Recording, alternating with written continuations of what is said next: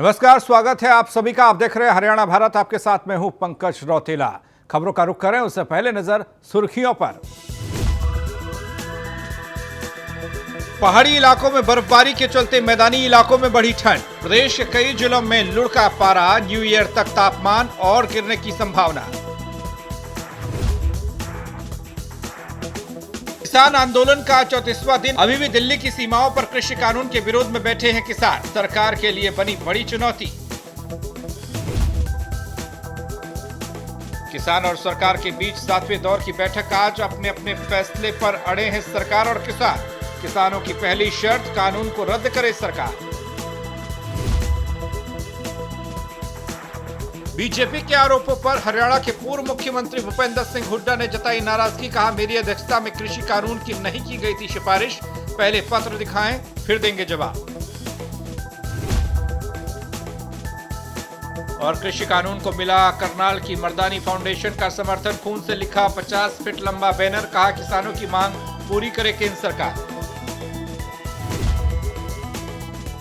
खबरों का रुख कर रहे हैं। देश के पहाड़ी इलाकों में बर्फबारी का असर अब मैदानी इलाकों में दिखने लगा है। अचानक गिरी ठंड ने पारे को और लुढ़काया। दिसंबर में ही ठिठुरने को मजबूर कर दिया लोगों को। सुबह से ही प्रदेश के कई जिलों में घना कोहरा देखने को मिला। शीतलहर महसूस हुई। मौसम वैज्ञानिकों के अनुसार अगले कुछ दिनों तक ऐसा ही मौसम बना रहेगा और न्यू ईयर तक तापमान इस सीजन के न्यूनतम स्तर को छू सकता है। कृषि बिलों के खिलाफ किसानों के आंदोलन को आज 34 दिन हो गए। किसान अभी भी इतनी कड़ाके की ठंड में अपनी मांगों को लेकर दिल्ली की सीमाओं पर डटे हुए हैं। जैसे जैसे आंदोलन की समय सीमा बढ़ती जा रही है, वैसे वैसे आंदोलन बड़ा होता जा रहा है, जिसके चलते इतनी ज़्यादा संख्या में लोग धरने पर बैठे हैं। किसानों का आंदोलन उग्र होता दिख रहा है और चुनौती भी कम नहीं है। नए कृषि कानून के खिलाफ किसानों का आंदोलन और तेज होता जा रहा है। कानून को लेकर सरकार और किसान आमने सामने हैं, ऐसा लगता है। इसी बीच आज किसान और सरकार के बीच 7वें दौर की बातचीत शुरू होगी। कृषि कानून को लेकर अब तक सरकार और किसान अपने अपने फैसले पर अड़े हुए हैं। दरअसल इससे पहले किसान नेताओं के साथ सरकार की कई दौर की बातचीत हो चुकी है, लेकिन नतीजा कुछ नहीं निकला। बता दें कि आज होने वाली बैठक के लिए कुछ शर्तों के साथ किसान नेताओं द्वारा हामी भरी जा सकती है, जिसमें पहली शर्त कानून को रद्द करना है। किसानों के बढ़ते आंदोलन को अलग अलग दलों के साथ साथ अब धीरे धीरे अनेकों संगठन भी समर्थन दे रहे हैं। इसी कड़ी में करनाल की मर्दानी फाउंडेशन की महिलाओं ने किसानों को समर्थन देने के लिए अपने खून से 50 फीट लंबा बैनर लिखा है। करनाल से पैदल मार्च निकालते हुए महिलाएं बैनर लेकर टोल तक पहुंची हैं। महिलाओं ने खून भरा बैनर टोल पर किसानों को सौंपा। कोर कमेटी के पास भेजने का आग्रह किया। महिलाओं का कहना है कि केंद्र सरकार को किसानों की मांगें पूरी करनी चाहिए।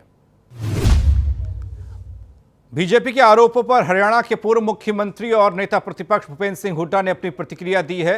और दरअसल जिस तरीके से सियासत अपना रुख अब बदल रही है, उसमें विपक्ष को भी कहीं ना कहीं बीजेपी को घेरने का मौका मिल रहा है। बीजेपी ने कांग्रेस पार्टी पर 2010 में भूपेंद्र सिंह हुड्डा की अध्यक्षता में बनी कमेटी द्वारा कृषि कानूनों की सिफारिश का आरोप लगाया था, जिस पर सफाई देते हुए हुड्डा अपना पक्ष साफ कर रहे हैं। उन्होंने कहा कि मेरी अध्यक्षता में अगर ऐसा कोई पत्र है तो दिखाएं, फिर जवाब दूंगा। नहीं, ऐसा कोई कानून नहीं उसमें मैं तो ये लेकर आया था, रिकमेंडेशन ये है कि स्वामीनाथन वाली एमएसपी दो, लागत जमा 50% और 4% जो ब्याज करवाया है वो उस मेरी रिकमेंडेशन से हुआ है। क्योंकि वो एक लेटर दिखा तो लेटर दिखा ना मेरे को, आप दिखाओ मेरे सर, को। उन्होंने आप दिखाओ ना, वो आप सवाल पूछे तो लेटर दिखाओ मेरे को। मैं दिखाऊंगा, मैं जवाब दूंगा। लेटर देखा नहीं मैंने ना, आपके पास आप दिखाओ। जब आपने खुद स्वयं नहीं देखा तो मेरे से क्या पूछ रहे? मैं बताया जो मेरी बात को है भाई, वहाँ कोई ऐसा नहीं है। वहाँ हमारी जो है सारी रिकमेंडेशन माने, एमएसपी दें स्वामीनाथन के भाव पर, C2 फार्मूले पर, ये रिकमेंडेशन हमारी। बीते दिन प्रदेश के कई हिस्सों में कांग्रेस पार्टी कार्यालयों में कांग्रेस के 136वें स्थापना दिवस पर जश्न मनाया गया।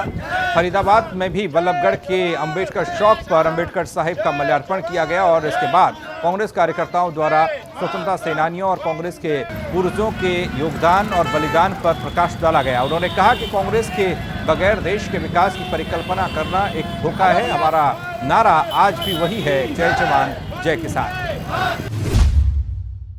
हम इस तिरंगा यात्रा के माध्यम से लोगों तक कांग्रेस पार्टी 135 साल पुराना जो गौरवशाली इतिहास है वो बचाना चाहते हैं। आज इस भाजपा ने एक गलत रणनीतियों के तहत कांग्रेस पार्टी के इतिहास को धूमिल करने की कोशिश करी है, जबकि चाहे वो आज़ादी की बात हो, चाहे आईआईटी की बात हो, चाहे एम्स की बात हो, सभी कांग्रेस पार्टी की देन है। और ये पार्टी आज इन सभी को बेचने को उतारू है, चाहे वो रेलवे हो, चाहे एयरपोर्ट हो।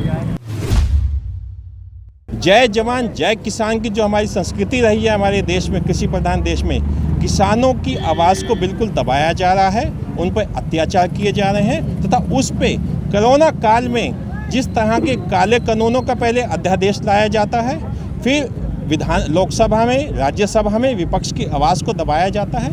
इस तानाशाही सरकार के खिलाफ जनता को सचेत करने के लिए, एकजुट करने के लिए कांग्रेस अपने पुराने सिद्धांतों और रास्ते पे चल रही है। फरीदाबाद की उभरती कलाकार आन पराशर को अटल सम्मान से सम्मानित किया गया। आन पराशर 5 साल की उम्र में ही एक्टिंग करती आ रही हैं और उन्होंने इस दौरान कई छोटी मोटी फिल्मों में भी काम किया। महज 16 साल की उम्र में ये सम्मान पाने वाली सूबे की वह पहली कलाकार हैं। अपने परिवार के साथ साथ आन पराशर ने अपने राज्य का नाम भी रोशन किया है। देश भर में गीता जयंती समारोह की धूम मची हुई है। हरियाणा के अलग अलग जिलों में भी गीता जयंती समारोह मनाए जा रहे हैं। इसी श्रृंखला में यमुनानगर में गीता जयंती उत्सव मनाया गया, जिसमें भारी संख्या में श्रद्धालु शामिल हुए और सायकाल में गीता की भव्य महाआरती हुई। इस दौरान गाय के गोबर से दिए बनाए गए, देसी घी से 108 दीपक जलाकर महाआरती की गई।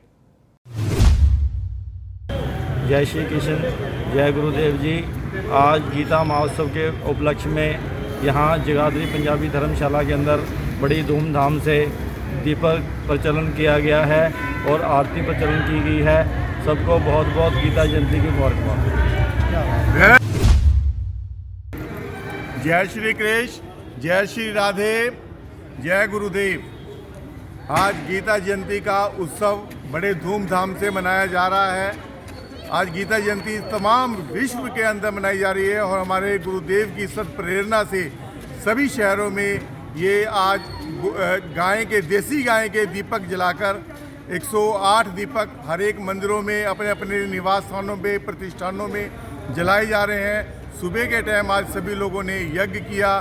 दोपहर के टाइम हम लोगों ने 18 अध्याय जो कि गीता जी के हैं, उसमें से एक एक श्लोक गुरुदेव ने हमारे चुना है और उसमें 18 श्लोक की गीता का पाठ का अध्ययन हम सभी लोगों ने किया है। शाम के टाइम हम 6 बजे हमने मंदिर में साईं इकट्ठे होकर सभी लोगों ने एक महाआरती का आयोजन किया है और गीता जी की हम सभी ने आरती की है जी।